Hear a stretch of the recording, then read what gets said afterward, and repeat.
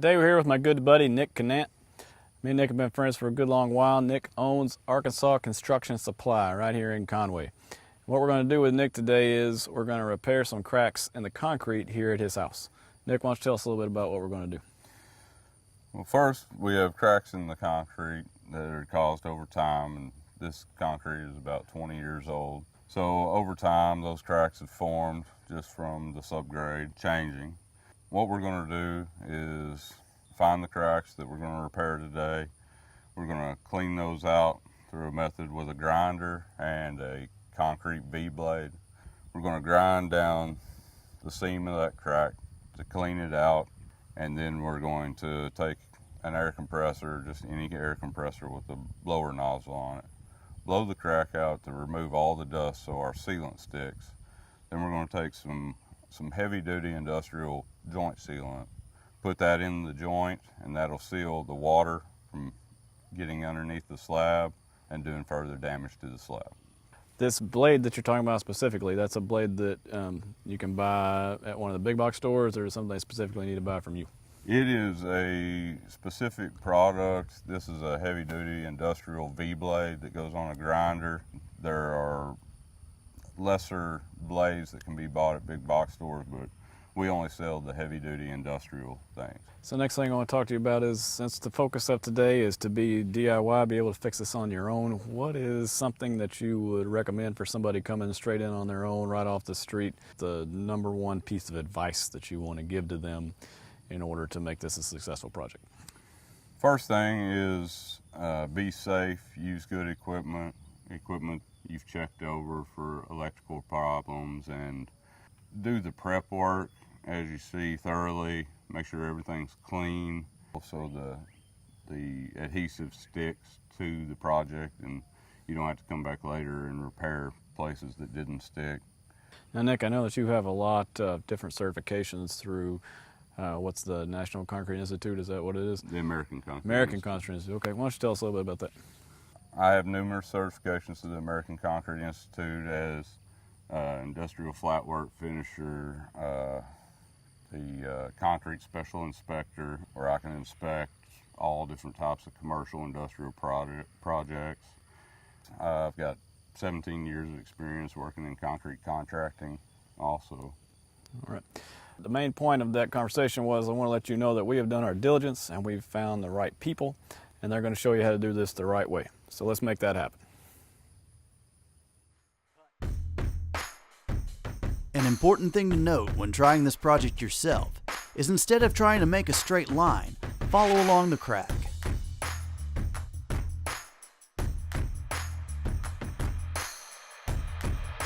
It's important to blow all the loose material out of the joint to allow the sealant to bond and form a solid area so the moisture can't penetrate the slab.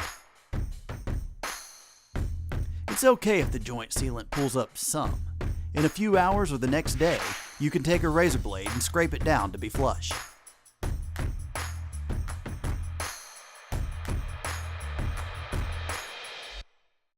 All right, Nick, we've completed the project. So if someone takes off on this to do it on their own, start to finish, how long do you think it should take them to do? It really depends on the size of the job, on how long it's going to take. 10 feet can take about 15 minutes, but if we have quite a big driveway here. If you're going to do every joint here, it would take about a day to do all of it. What is the long-term maintenance for this? The long-term maintenance is to just check it yearly, and if you see any separation in the joint, simply repeat the process that you saw here today and check it the next year. All right. Thanks a lot, Nick. It's always good to spend time with you, and we'll see you soon. Appreciate it, Cody.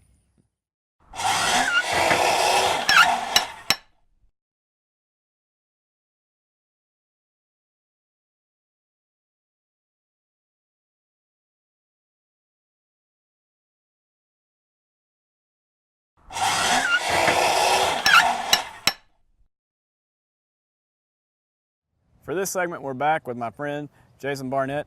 Jason owns a store here in town called My Plan Store. They design houses and build houses all over town, all over the state.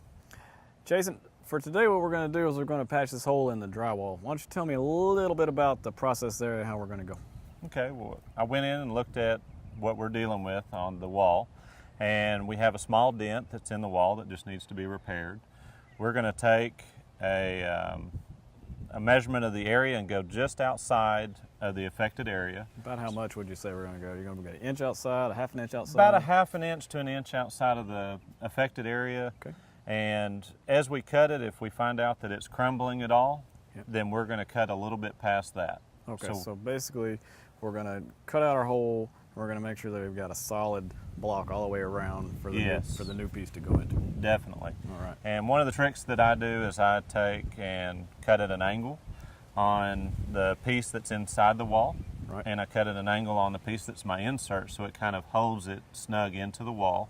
Right, so we maybe could get away without having to use any tape when you do that. You could just mud it and the mud will hold it as opposed to the tape. Definitely. We've got the tape just in case. And then for today's project, we're going to try to keep this as simple as possible. Right, so by simple as possible, we're not going to use just a whole bunch of tools. This is stuff that just about everybody should have in their home or they can acquire quickly and easily. Yes, we can go to the local home project store, Right. and we can buy what we need. And we need a razor blade, Okay. and a flat knife, Right. and a little bit of mud. Got that. And it'd be good for us to have some tape just in case. Right. So we've got all those things. Now, Jason, I know that this isn't exactly what you do every day, but can you tell me how much does drywall affect your day-to-day life when you're working? It's a part of every project that we have. It's what everybody sees with the paint on it and the texture. Right. So it's very important. And a lot of times we'll have spots in homes where doors hit it or tape fails. And this is a pretty simple fix to what people can do in their house. So we've got all our materials together, everything's inside, we scout out the area, and now we're ready to get to work, huh? Yes. All right, let's make that happen. All right. Now it's time to get in here and determine exactly what kind of work we're going to have to do. So what we're going to do now is we're going to come, me and Jason are going to decide right here how much we're going to cut out over this indentation. You may not be able to see this here, but it's actually going down fairly far. So it's from top to bottom, I'd say, what would you call it, Jason? 4 inches? 4 inches, yeah. So this is actually a fairly good sized crack. So Jason, why don't you go ahead and show us what you want to do to mark out the dimensions you're going to cut.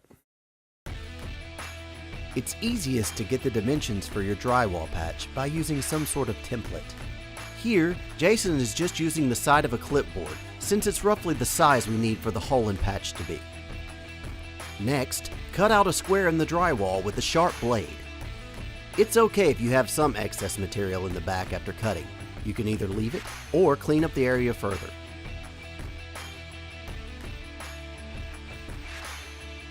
Now, use your template to cut the patch piece from a new sheet of drywall.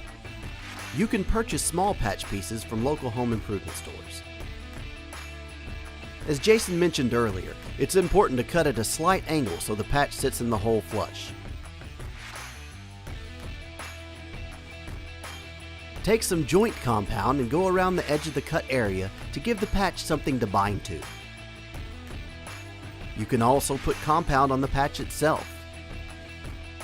Then, all you have to do is spread joint compound over the patch until you have a flush, smooth surface.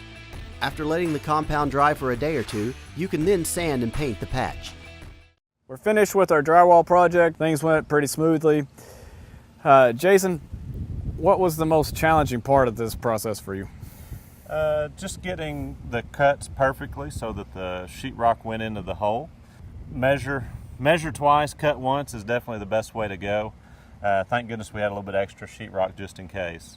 Right. You know, it's always a good thing to have extra materials. The biggest thing to remember when you go to the hardware store is to buy enough sheetrock. Now there's several different options that you can buy with sheetrock. Jason, why don't you tell us a little bit about that? Well, I went down to the local store and we could of course buy a full sheet, but for what we were doing today, we didn't need that much. Right. So we just purchased a quarter section of the sheetrock. It was more. But when you buy a whole sheet of sheetrock, it's a 4x8. So when you're talking about a quarter section, you're talking about a 2x2. Yeah, it was just a 2x2 section, and it was half the cost of the big sheet, but we didn't need to haul a truck to get it here. Exactly. Jason, do you have anything else that you would like to tell everybody, maybe some helpful hints or things or tricks that you've learned over time? Well, number one is any project that I've ever done, I've always gone to the hardware store. Right. And I've talked to 2 or 3 guys that were there. And I love getting different angles on how people think we should do something first. And the same as anything else I've ever started, I always talk to a couple guys before I go. Right. And on this one, the trick is having a very sharp razor blade. Right, we got those. For a good cut. Okay, so yeah, let me piggyback on something you said there just now. You can't minimize the available knowledge that's around you. When you're at a hardware store or when you're at anywhere, never be afraid if someone's looking at the same thing you are to ask them, you know, hey, this is what we're trying to do today. Is this the right thing to buy? You know, they could be the greatest guy I ever met and tell you everything you need to know, or they could be like you and they don't know anything, and then so everybody kind of gets to flounder together.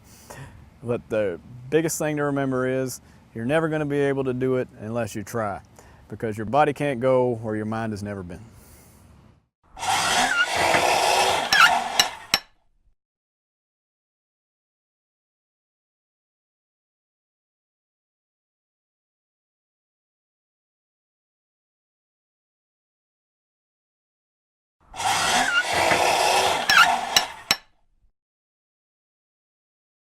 Today we're in a house in Bologna, and at this house they've got a few things that they want to get fixed before they try to sell their home. And what we're going to do for them today is replace some quarter round and some transition pieces that over the course of the time them living here have gotten broken, they get scratched up, different things happen, and they just don't look as good as they should in order to sell your home. So what we're going to do today, we're going to come in, there's all these broken pieces, all this stuff that's on the floor. We're going to get it all pulled up. We're going to identify any other deficiencies that were there in the original process. We're going to take all the quarter round up from around the room, replace all that, put in the transition pieces, and then we're going to leave them unpainted because they're changing all the colors on all the walls, and they decided they want to do that themselves. So we're just going to get everything ready up to the point of being able to paint today. So we've identified all our deficiencies, and now it's time for the demolition.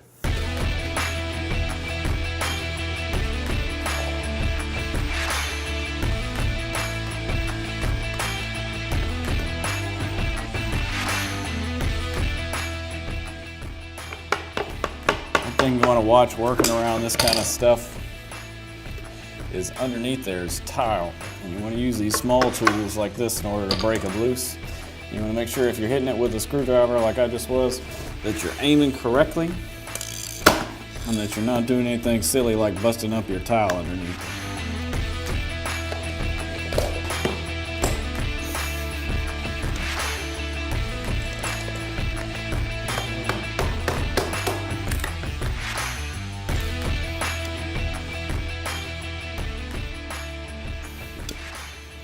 And that's another thing you want to watch out for right here. As you can see, there's a gap between what's the floor molding and the floor. They've got that gap in there. That's an expansion gap. It's a little bit bigger than it's supposed to be, but the quarter round's hiding it. So we want to make sure that you're getting all those. And like I said, we're only replacing the parts that were deficient. So when we replace this piece, it's just going to butt right up to the quarter round. Now we're going to move over to this side. And this piece is already broken, and there's a joint in it here. Now, a lot of times it's hard to buy these pieces that are the exact length just because of the way that they're shipped and the way that they're at the stores.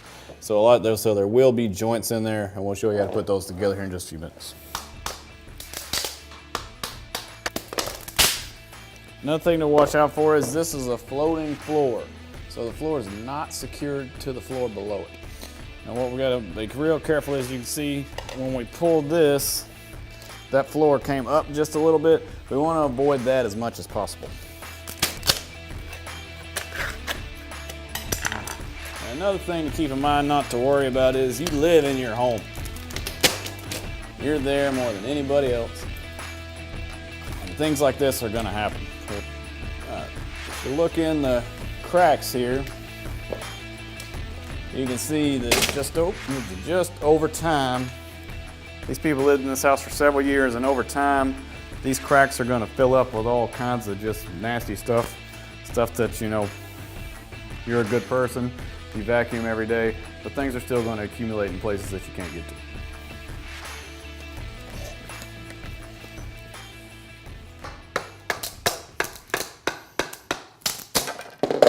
All right, and what we're identifying here is that the first time this was put down, they used just the absolute wrong piece. This is a reducer piece, but it's too big of a reducer piece from here to this carpet. So when we come back after a while, we're putting this stuff back down. We're gonna have to do our best if we can to scrape some of that off in order so it doesn't show with the new piece. Looks like that's gonna be a lot harder than we thought. We'll see if we can find some mineral spirits to break that up just a little bit. We're gonna start from this end of the room since it's coming back into the room instead of working our way out. All the sticks that we have are 8 feet long. So this run, our 8 foot is right at 2.5 feet back from this joint.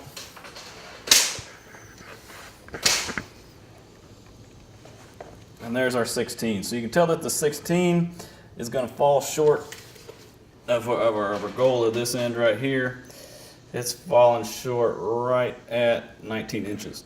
So what we're going to do is we're going to cut a piece back there that's 24 inches, and we're going to build our way back up this way so that we have longer runs between the gaps and the more noticeable places.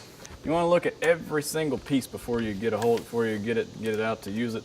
You want to check it for imperfections or things that may keep it from seating up against the wall. You can see here this one's smooth all the way down, smooth all the way down, smooth all the way down. There's a little bit of imperfection here, but the good part about this stuff is you can decide while you're doing your inspection is this is going to go on the top or the bottom. This piece has 2 little deficiencies right here at the same part. Looks like maybe where a band was at the mill. That's okay. We can caulk that later, or they can caulk that later when they're going to paint. Little things like that are okay and things you can forgive yourself for. You want to orientate the piece however you're going to be putting it on the wall. So we're going to put it on the wall. In order for it to join the other side, it's got to be an inside 45-degree angle, and inside meaning towards me, outside for the rest of the show is going to mean away from me. That's what we're going to do when we do that. So we're going to take it, we got our saw set up, unlock the blade here, let it come up there, real simple. We got a little bit of a tail back there, but as long as we can hold it still up here on the saw, that's not that big of a problem. I'm going to bring it right down. Like I said, it's a 45-degree angle into that corner, which is 90 degrees. Okay. And you'll come in and check that out. You see we've got a nice clean cut. It's going to go right down into the other joint. We're going to come here together again. We're going to leave the same angle because we're just running back up towards it. Not that big of a deal. We'll leave that same angle. We're going to come up here.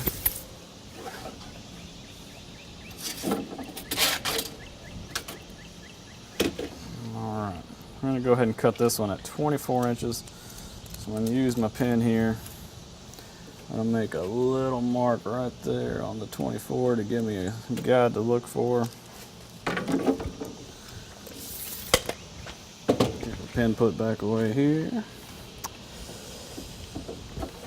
Come down. I've got my mark right here. I'm going to find it again.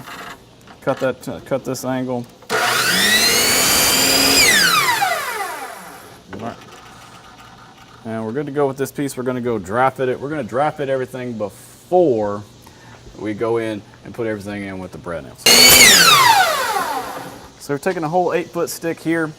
We cut it to match our little short piece that we just cut. Okay. What we got to remember to do on both ends is cut the same angle, because when we bring our next piece in, it's going to be slightly shorter. We're going to have to cut it to match also. So we're going to draw this one out just as far as we can, leave as much material as we can on the end there. And cut out, take this one inside and dry fit it too. All right, you can see here where we're looking at. This is the reason why we cut those angles that way. This looks a whole lot better than if those are just butted up together. And for reference, you can see this seam right here. These baseboards are just butted together. Ideally, there'd be a 45 on each of those, just like there is here, so as they overlap a little bit better, you don't have that hard seam. This is the reducer that goes, so when it lays flat, This side goes from the laminate to the carpet because there's a significant height discrepancy there. So you can tell this side's going to rest against the laminate. This side's going to go down over the top of the carpet. And we'll do the same thing to adhese it. We'll put a little bit of glue on the outside of the other part, just right there, and we'll put them down. And actually what we may do once we get in there is just put the glue straight onto this in this seam. Now the difference between these things, this is a reducer. Like I said, this is going to go from the laminate floor to the carpet. So that's okay. On the other parts that we've put down so far, this is a T-mold, and this is what we're going to use when we get back over there by the fireplace. The T-mold is just like it says. When you look at it from the top, it's flat. When you look at it from the bottom, it's got this little extra spine down the back of it. That's what makes it a T. You can see right here on the end, it's got the T shape. The reducer does also have the T shape. However, it comes back over on the other side. It gives it a little bit more of a J. So it gives you more of a transition from the hard to the soft.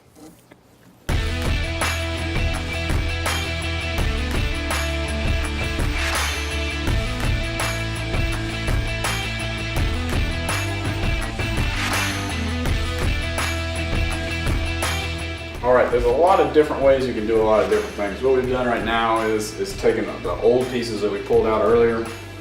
Obviously they didn't fit back in just like they're supposed to. They've been taken out, they've been warped. You know, it's time to deal with it that way. But what we're gonna do is we're gonna follow the same basic principle like my dad does when he reupholsters cars. We're gonna take these pieces and use them to make our templates to cut the other pieces. Obviously, since before this had been done incorrectly, and this piece was run all the way to there instead of to the quarter round, we lost that ½ inch there on this piece. So we're gonna have to adjust it. That's not that big of a deal. But what we'll do is we're gonna go back outside. We're gonna get the other pieces of this T-molding. Well, what we're gonna do is to get this angle, we're gonna use that piece so that we can turn it upside down and get the same cut. And to do that side, we're gonna use this piece. And again, just so we can turn it upside down and get the same cut.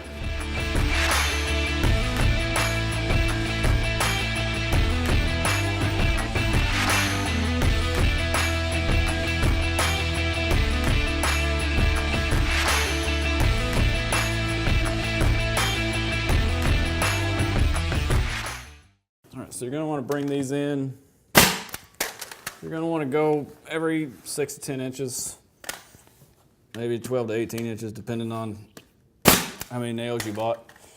We're gonna bring this back in. We got one more nail that we missed here. Come on, come on, come on, come on. There we go. That one came right out. One more little spot right there. Okay. You want to make sure that whenever you come on these seams, the point of cutting the angle is to make them look as good as possible. So you want to make sure you get them forced in there real good so that they're sitting nice and tight.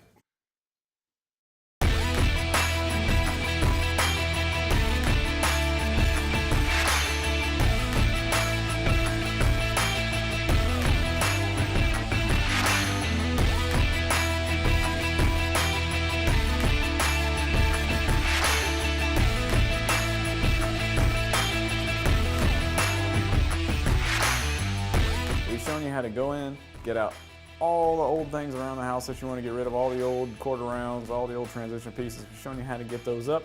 We've shown you how to put them back in. We've shown you how to clean out all the tracks. Now, one thing that you're going to have noticed is that the color of the transition pieces significantly changed. It started out as more of a cherry color, but the homeowner is going to paint all the walls a little bit darker than they are now. As you can see the tan behind me, they're going to go with more of a brown color. So they've decided that they want to go ahead and make the transition pieces a little bit darker in order to kind of pull it back into the walls. This is probably the most complex project in this episode, and that's okay. The point of it is to show you just how you can accomplish a whole lot of things in your home with very minimal tools. And we're really glad that you're watching so that you can figure out how to do them on your own.